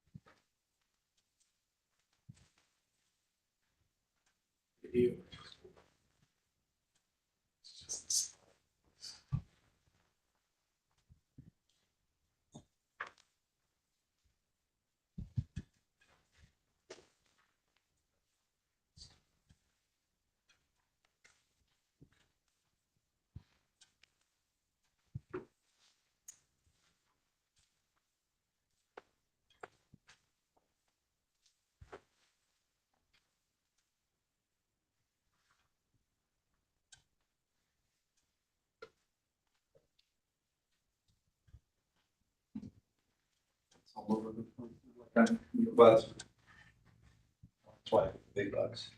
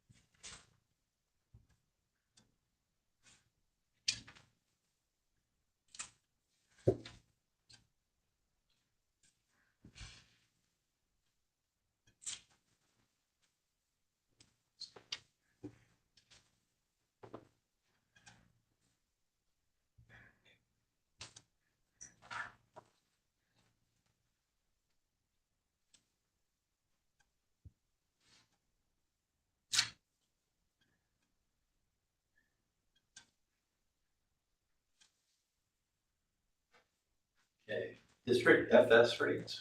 Sorry, Ds and Fs. Is that your handwriting? Yeah. That is shameful. Well, I don't feel that bad because I'm Were used you holding the pen in your mouth when you wrote that? I can't. Should have been a doctor. You see, you are a doctor. You are a true doctor. It's a doctor, yeah. It's a real How do you doctor. do it, Joanne? How do you do it? I prayed for her. Carol gave me a book from JFK book, and his writing was terrible handwriting. Oh, Okay. compared You're to in his, good company then. a great, I mean, I'm not, no JFK. His writing was beyond terrible. I mean, yeah, mine's pretty bad there. You need help with anything else? I think I got the other bit figured out, maybe. That was pretty bad. A lot of these are singletons, but hopefully they'll give staff some direction in terms of making sure they're covered. The whole general area of safety, maybe I could put, there was one on discipline, that probably fits with discipline. Yeah. Where to increase, so safety and discipline at school sites.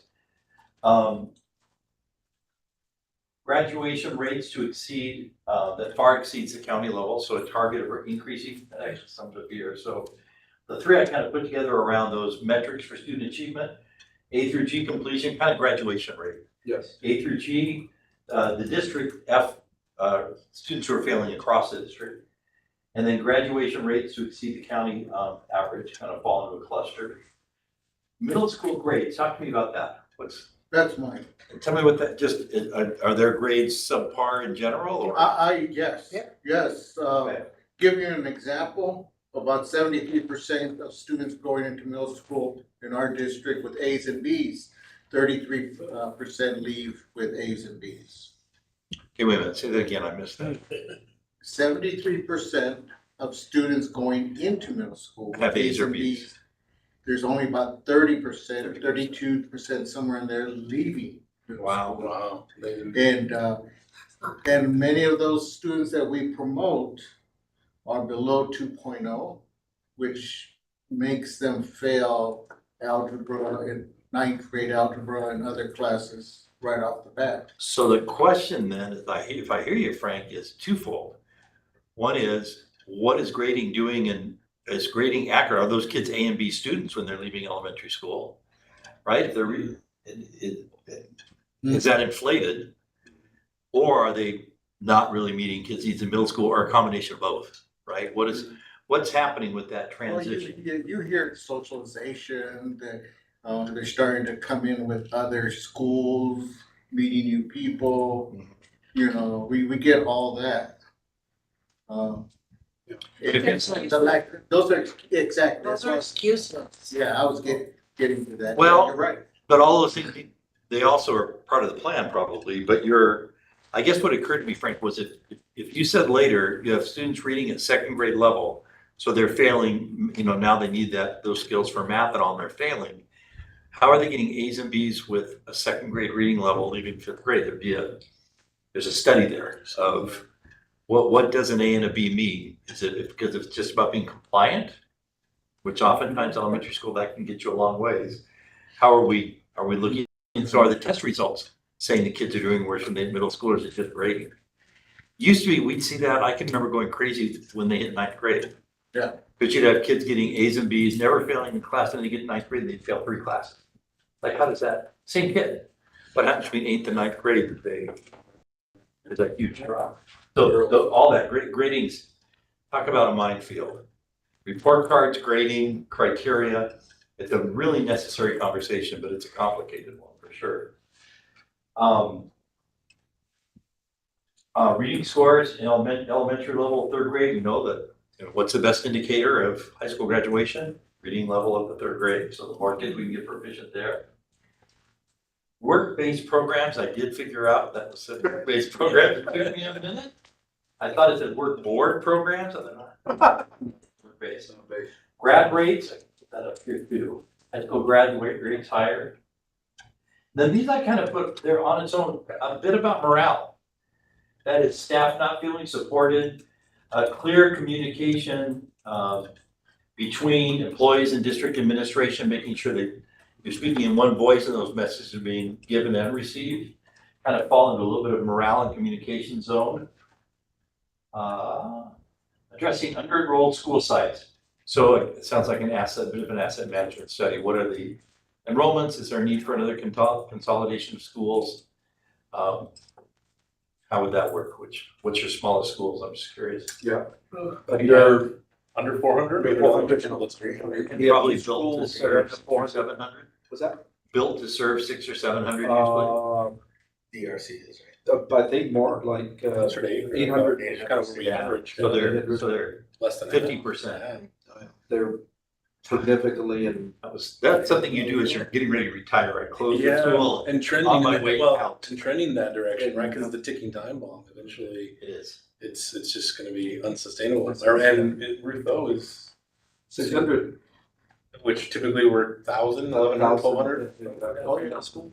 We have middle school, it's How long 50%. since you've done a demographic study? Do you do one? You use Vegas demographic? We do it annually. We just did one a couple months ago. So your 4 and 5 year projections are showing that trend's going to continue. Absolutely. Yeah, I would think. You guys pretty built out. For the most part, we really are. I mean, There's some infill here and there in Bloomington, but yeah, for the most part, that's, and just the birth rate and just it's just, yeah. The birth rate exactly. What happens too is, as you know, it happened to me at Desert Sands, is if there is growth, it's rarely where the schools are. Yeah. So we opened and closed the school the same year, which drove the community crazy, but they were on different ends of town, and there's no way anyone wanted to be bused, a half hour to get from Indio to like. So, okay, so I think you've identified anything else in terms of the biggest gap. I think you captured some great ones. Well, that finishes our, Jamal, can you forward it one more slide for me so they can see? One gap that I Their beautiful pushed real selves. quick is, this is real, it's happening more and more. The talent pool for teachers Hiring. hired, it's getting worse and worse. Less people want to come into education. And we're all competing for resources and teachers that really want to come to the profession, because this is seriously what teachers are dealing with. We know this. Elementary is certainly, definitely when I was teaching, didn't deal with what they're dealing with today, with all this social, emotional piece. They got hired to teach reading. right, math. No, teachers are dealing with, so who wants to deal with that? And at the salaries that are, I mean, yeah, you could say it's a good living, but, you hear that more and more and more, and getting out of education, you see more people wanting to superintendents. I mean, Oregon, this is a shocking one, I'm sorry, I'll stop here. Oregon, 164 districts, 164 districts in Oregon. They had 153 new superintendents in the last 3 years. 153. So I get at least twice a week opportunities for me to be a superintendent in Oregon. I'm So you don't 70 blame years them, old. right? If they're digging that deep, I- to me, sir. So the teacher, especially, I mean, when you hit the ground level, you hit, where the rubber meets the road is that teacher in the classroom. And it is tough to find folks that wanna, that don't think this. But to that point though, and we've got educators in the room, which I appreciate, because didn't kind of come up with what's changed, what are you hearing? Because clearly there's been a change. I hear the salary issue, but teachers are mission-oriented, service-oriented folks to begin with. And so working in government and nonprofit sector, same thing. Money is a dissatisfier, right? But it's not gonna motivate you to jump into so Correct. I don't think throwing money, we've seen this, throwing money at it isn't going to solve the problem. There's a bigger issue. People wanting to get in this profession. What are you hearing? What I hear, it's all the additional testing, the CSEPs, the RICA, all these additional hoops that they have to jump, and they rather not jump it. You take your 4 years, you have to get into a program, you've got to get your credential, and once you get credential, you still can't teach unless you pass the CSEP. And we're the only state that does that. I mean, they could go to Nevada, any other state, and once you pass your credential program, you're ready to go. They'll hire you like that. But here in California, you've got to pass all these additional testings. What I've heard from a lot of people, including some in our district who have credentials but never took the test, it just became too much. So Frank, I'm not sure, and I'm not an HR person, so I'm a little out of touch on this. But if you go through a credential program with your master's and you earn a math degree and you get that credential, Yeah. I don't believe you have to take the CSAT. Yes, you do have to. Oh, I thought that is You teaching have outside 3 of your them to major. take. You have to do Wow. 3. Wow. Yeah, because I know some that are math majors and they had to take, Depending on what course they Yeah. were teaching? yeah. So do you think it's the cost of those additional tests they have to take, or is it just the? It's like 240 a test, but it's like, I don't know, like maybe 250 questions. A lot of them are situational, scenario type of questions. Interesting. And and a lot of them will, like Cal State, I know offers classes to help you pass them. So I've heard, My question to you is do you think it's the cost of taking the test? I think it's Or just is it the stress? the and- stress. Okay. The stress. I know some districts are offering, they're paying for those tests and then get those tests done. Yeah, because if you don't pass those tests, you don't get hired. Right. And then what are you gonna do? You've got your credential, you got your degree, and you got nowhere to go. Nowhere to go. They won't get, and districts will tell you, come back, apply when you have this. Or, and you guys probably, you get an agenda item once or twice a year to approve certain teachers to teach outside of their area of credential. Oh, yeah. So there is a special dispensation for those people who are showing progress and working toward taking that exam to help close the gap. Again, I think there's a million things. Yeah. Teachers what they will tell you, and I've read a ton of articles on this stuff, is loss of prestige in the community. The political environment now is not teacher friendly. I'd say the extreme conservatives are not teacher friendly at all. In fact, they consider teachers the enemy. And they're trying to teach kids things. So that's a really difficult. They didn't go into this to be political. Most All of the Florida teachers need to move to California. them. No, because the highest paid teachers in Florida are like $45,000 a year. But you can buy a house in Florida for $150,000. Not anymore. No. Not anymore. Yeah, and I think the special education, the complexities Yeah. of meeting all student needs in a diverse classroom. There's a lot. It's a tough job. My And there are wife's- people yeah. who love those jobs. My wife's a first grade teacher, 19 years at San Diego City. Nearby, oh yeah, and I asked her, and every year it's gotten tougher and tougher and tougher. And I asked her, what's the issue? More and more gets piled on to the administrators from us. Not only that, but then she's having to deal with a lot of the mental health pieces today Right. that I mentioned.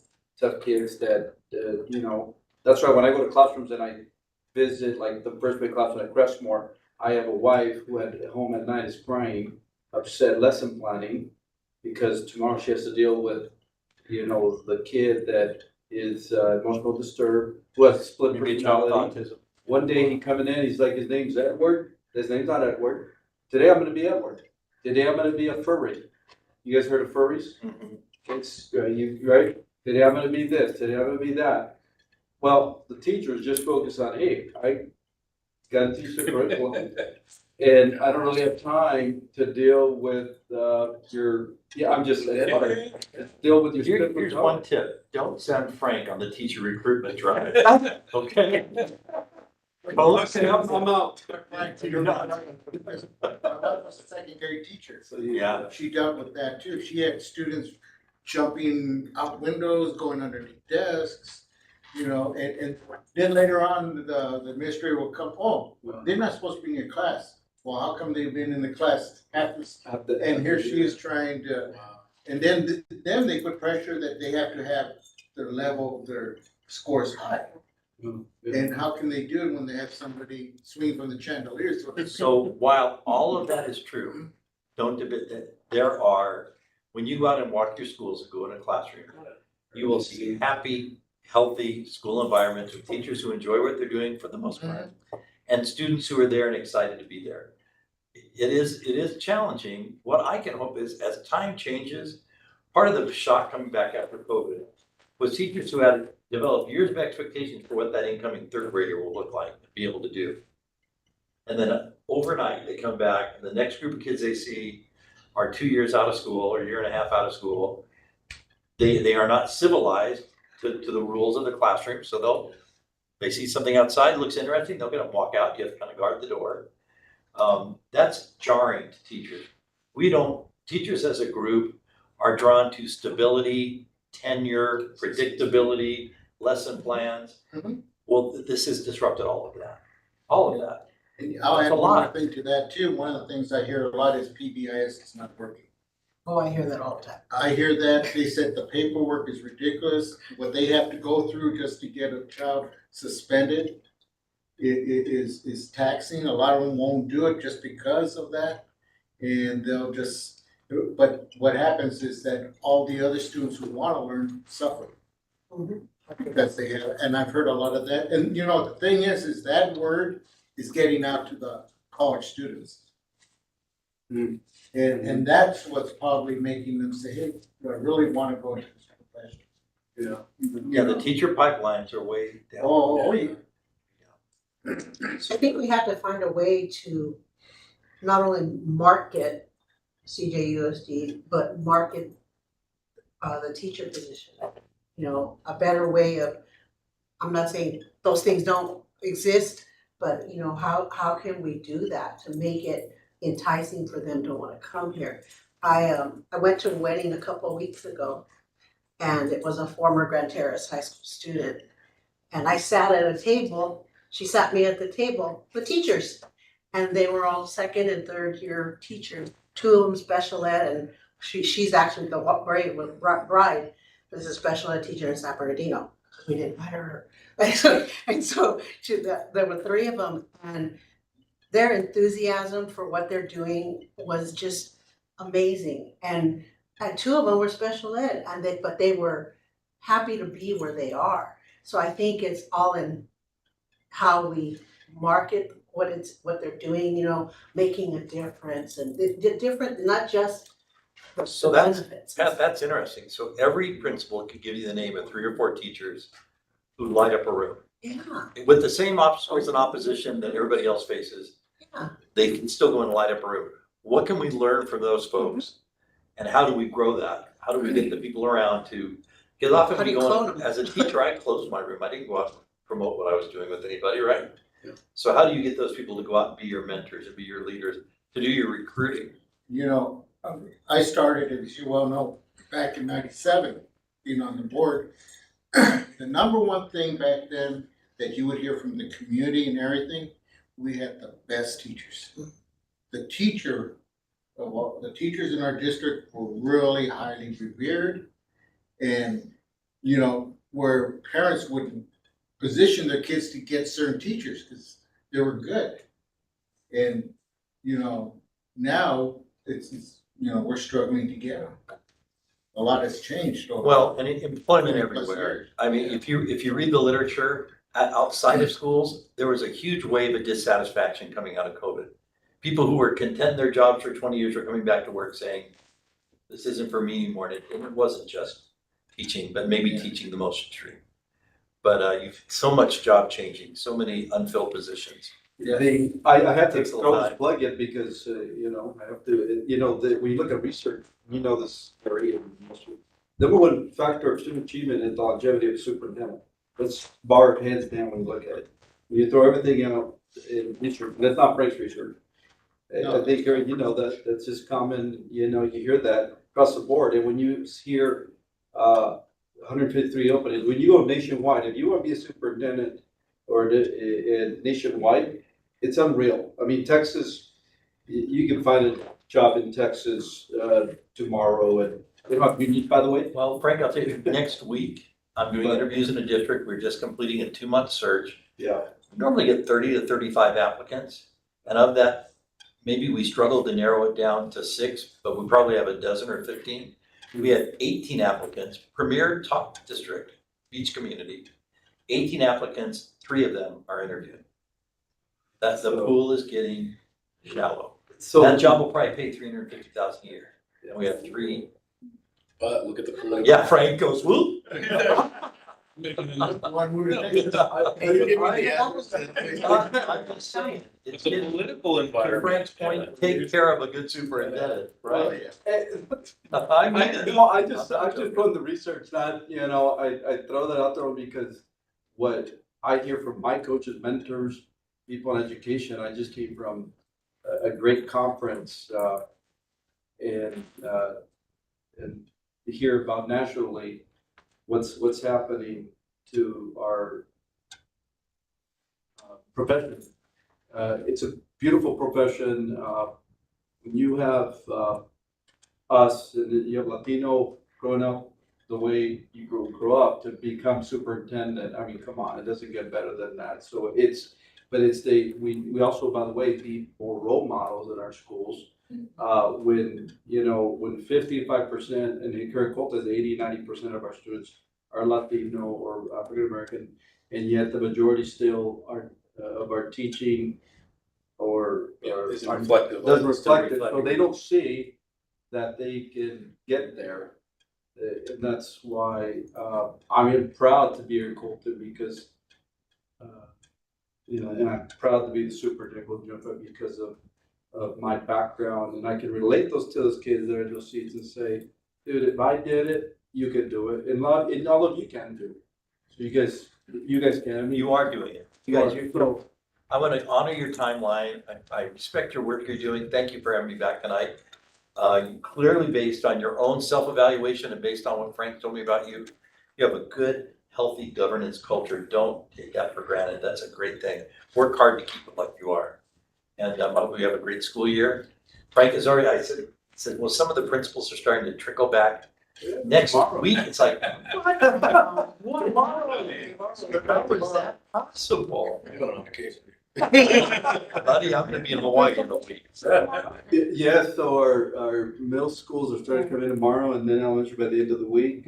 We have by the way, we'll send an invite to all of you. We have our leadership kickoff next Wednesday at Grandparents High School. So we have a great day planned. We're gonna have some good food too. Gary, you know what I see? What do you see?